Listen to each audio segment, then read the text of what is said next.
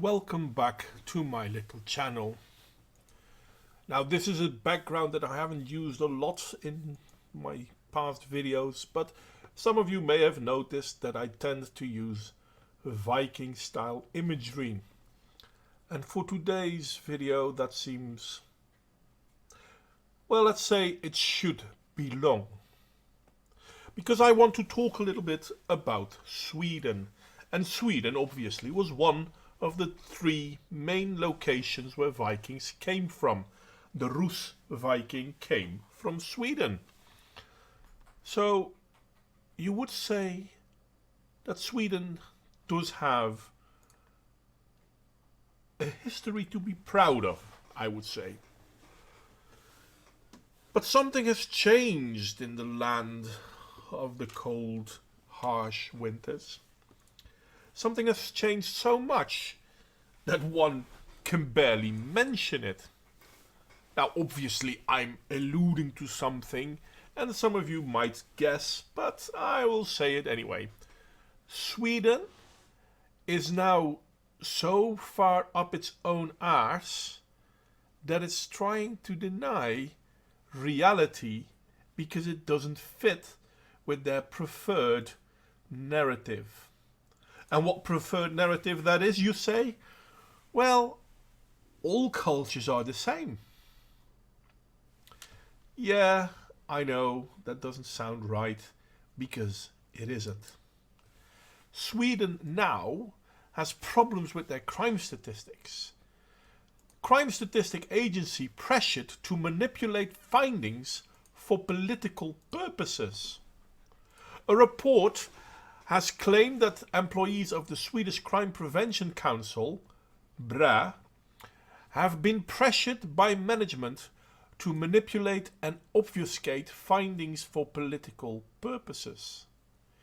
If results were not liked, then there was censorship, organizations of results, or the dimming of results.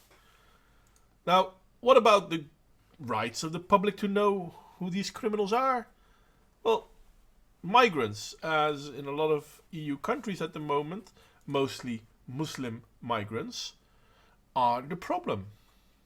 The Swedish government has flung open its doors to mass and unvetted Muslim immigration, as did Germany, and therewith forced this on the rest of Europe, and now bomb attacks are a normal part of life. It kind of makes you wonder, and I'm going to show you a little bit, well no, actually I'm going to show most of it. A report has claimed that employees of the Swedish Crime Prevention Council have been pressured by management to manipulate and obfuscate the findings. The researchers claim that one BRA employee presented findings, oh come on, there you go. That one BRA employee presented findings that were deemed politically controversial, and when they presented them in a meeting, the employee was told the report would not be released. Okay, so this is normal in Sweden. I guess this is also why so many people in Sweden, but the rest of the Western world probably too, still seem to think that there is no problem. But I don't believe that there is no problem. I seriously think there is a problem, but we're not being allowed to recognize this. And then this comes up. An Iraqi-born man was sentenced to 8 years after beating his Swedish girlfriend with tubes, belts, cables, and fists. And yes, the imagery you're seeing is of the victim. And I'm going to leave it here for a moment. Now don't get me wrong, I'm not saying all Iraqi-born men do this. I'm sure there are some white men who would do something like this as well. Probably. I can't mention one because I don't know one, but it might have happened as well. because crime does happen. But here again, and I'm going to go down a little bit, if we look into the story, it's quite annoying. Because, and here we go again, trying to select it all. In the article about how a 25-year-old Josephine was officially beaten by a partner, it is never mentioned that he's from Iraq. He has now been sentenced to prison but cannot be deported because he has been granted Swedish citizenship. Okay, now I don't care about the fact that he can't be deported. I mean, it sounds silly, I know, but okay, fair enough. Laws of the land are the laws of the land. If Sweden has a reason not to deport him, fair enough.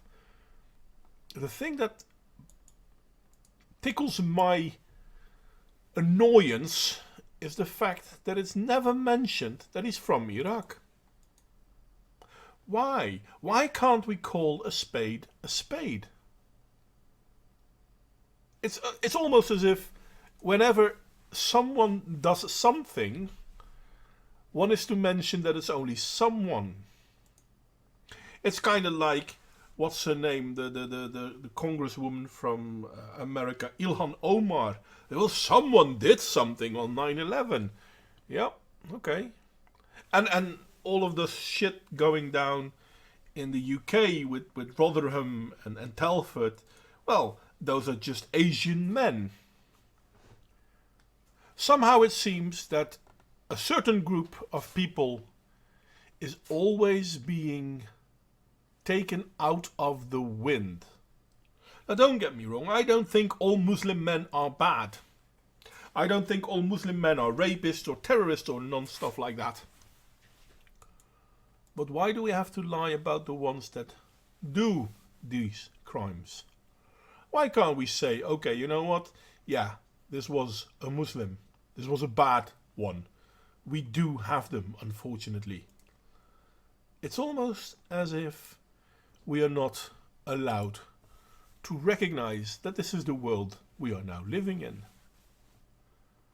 Voltaire once said, if you want to know who is ruling over you, figure out who you are not allowed to criticize. I'm paraphrasing, obviously I don't know the real words he used, and Voltaire is French. I don't speak French. But it gives you something to think about. And once again, are all Muslims the problem? No. But what happens to a world where a certain thing keeps happening but you're not allowed to mention it? You are creating a world with strife. People will stand up and start fighting back.